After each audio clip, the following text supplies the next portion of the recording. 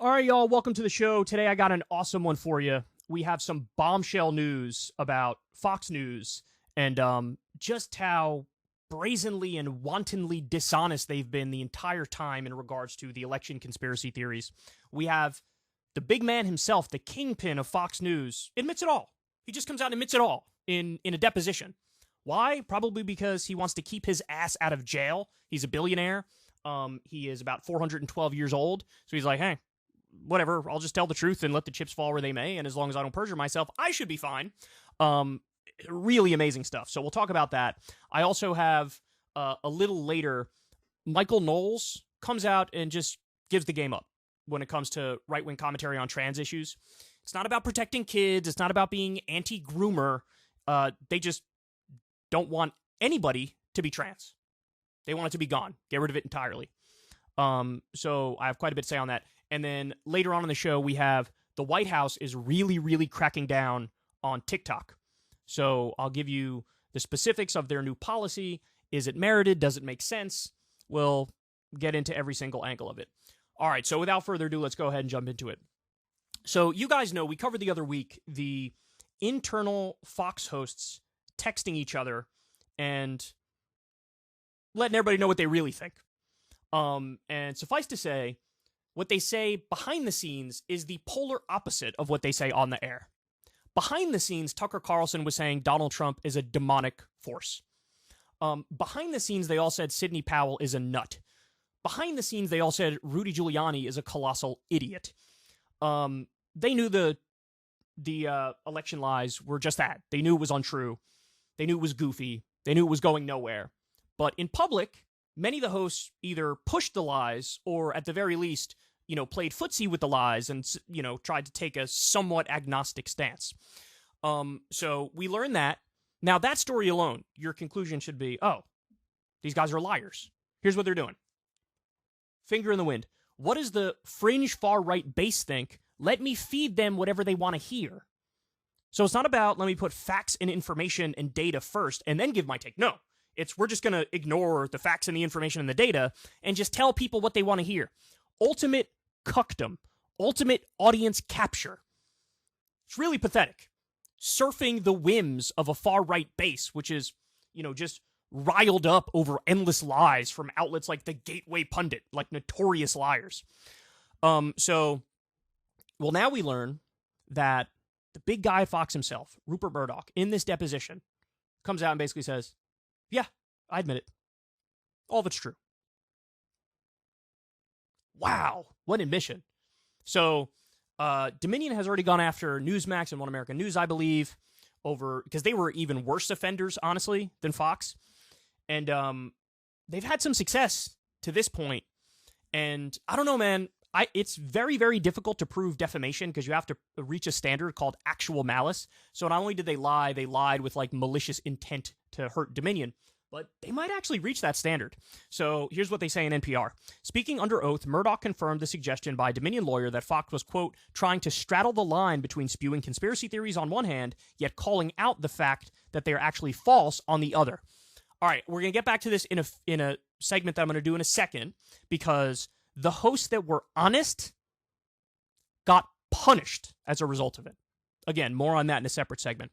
Asked by a Dominion attorney whether Fox endorsed at times this false notion of a stolen election, Murdoch demurred, saying, quote, not Fox, no, not Fox, but maybe Lou Dobbs, maybe Maria Bartiromo as commentators.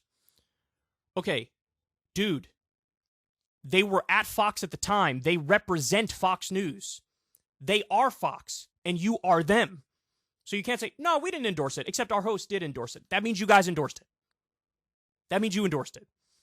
The lawyer pressed on. Did Fox's Bartiromo endorse it? Murdoch's reply, yes. Come on. I don't know why you say come on. Why would you say come on there? Fox News host Janine Pirro, quote, I think so. Then Fox Business Network host Lou Dobbs, quote, oh, a lot. Fox News primetime star Sean Hannity, quote, a bit. Pressed whether they endorsed the narrative of a stolen election, Murdoch finally gave in, quote, yes, they endorsed. Well, there it is. And again, they all knew that it wasn't true, but they pushed it anyway. there's a very telling moment later on where the lawyer says to Murdoch, this isn't about blue, this isn't about red, this is about green, correct? And Murdoch replies, yeah. So in other words, all he cares about is the money. It's not a news organization. It's a propaganda outlet through and through. All he cared about was the money. There was a text message behind the scenes where Tucker Carlson was flipping out because Fox's stock price was dropping right after they announced that Joe Biden had actually won the election. And Tucker tried to get somebody fired, a Fox News reporter who was just reporting facts and saying, like, yeah, the stolen election stuff is garbage. He tried to get that person fired, even though he knew privately she was correct, but publicly he was saying something different. These people are weasels. Nobody should trust. Look, here's my main takeaway.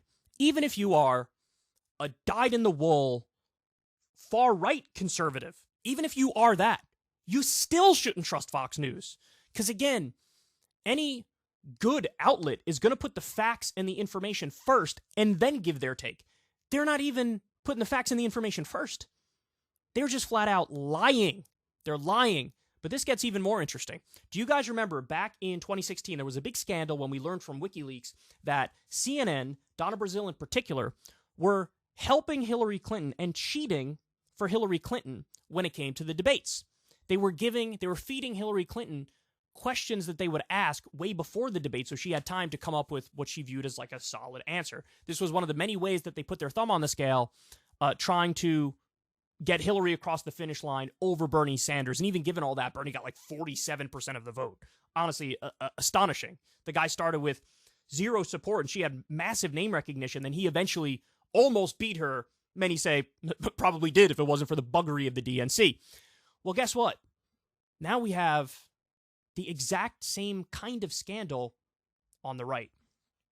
Rupert Murdoch gave Trump's son-in-law and aide, Jared Kushner, access to, quote, Fox confidential information about Biden's ads, apparently showing them to him before they were public. So in other words, they're just cheating. Hey, we at Fox News have Biden's ads. Jared Kushner, come look at them. This way you can develop your response and have time to plan it out. So you know their strategy when, before it's even publicly put out there. The other thing is they also say, same thing on debates. They help them with the debates. Again, is there going to be any accountability? Is there going to be any justice? And I don't know. But I do think this case has a better chance than I originally thought it would have. Because again, it's notoriously difficult to actually prove defamation in a case like this. But they may indeed hit the bar. But these are incredibly damaging bombshells.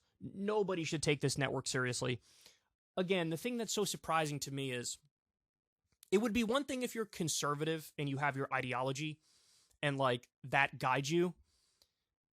This isn't even that. This isn't even that. This is total audience capture and narrative humping. And it's from people who know they're lying. They're being totally two-faced about it. And now the Kingpin of Fox News comes out and admits it all. But I guarantee you in today's rigidly partisan environment, this won't cause a dent, man. Fox News has been number one for so long, and they're still going to be number one even after all of these revelations totally destroy their name, totally destroy any trust that anybody should have in them. But a lot of people oftentimes just want to be told what they want to hear. It's the confirmation bias thing. And the takeaway from this story is that's the whole game at Fox. That's the whole game. So there are no leaders. There are no people who are even ideologically just conservative over there. This is a gaggle of idiots and liars who are audience captured and narrative humpers, and it is beyond pathetic. Hey y'all, do me a favor and like and subscribe. It helps out big time in the algorithm. Click the bell as well for notifications when videos drop, and watch that video on screen right now. You know you want to.